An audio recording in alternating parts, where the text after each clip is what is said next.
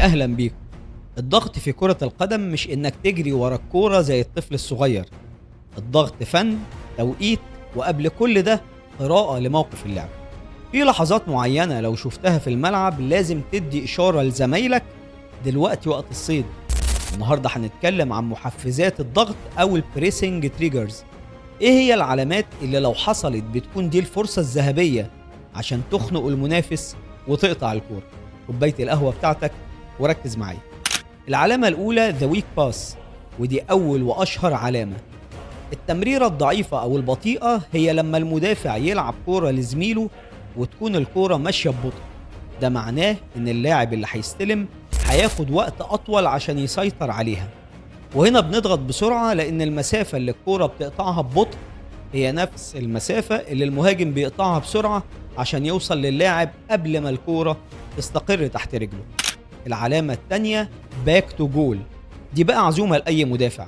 لما الكورة تروح للاعب وسط أو مهاجم ويستلمها وهو مدي ظهره للملعب، اللاعب ده بيكون في اللحظة دي أعمى، مش شايف مين جاي من وراه ومش قادر يمرر اللي قدامه.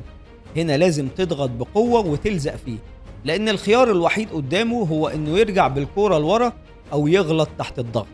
العلامة الثالثة ذا هيفي تاتش. محدش فينا بيرفكت. أحيانا المدافع وهو بيستلم الكورة بتبعد عنه مسافة. في الثانية دي اللي الكورة بتبعد فيها عن رجله بيكون فقد السيطرة، وهي دي الإشارة الرسمية لكل خط الهجوم إن هم يضغطوا زي الأسود. العلامة الرابعة ذا سايد لاين تراب.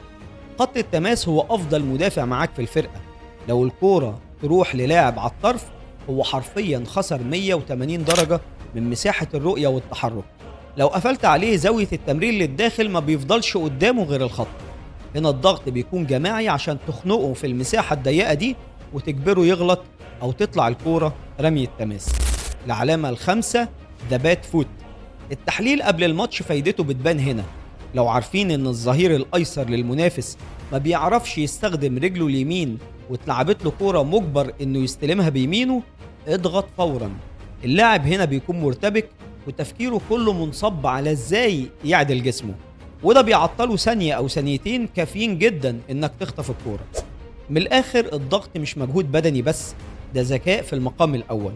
لو قدرت تقرا العلامات دي قبل ما تحصل هتحول فريقك لمكنة ضغط واستخلاص في ثواني. قولولي في التعليقات مين اكتر فريق في رأيكم بيطبق البريسنج تريجرز دي ببراعة في الوقت الحالي، واشوفكم في فكرة جديدة وفيديو جديد. سلام.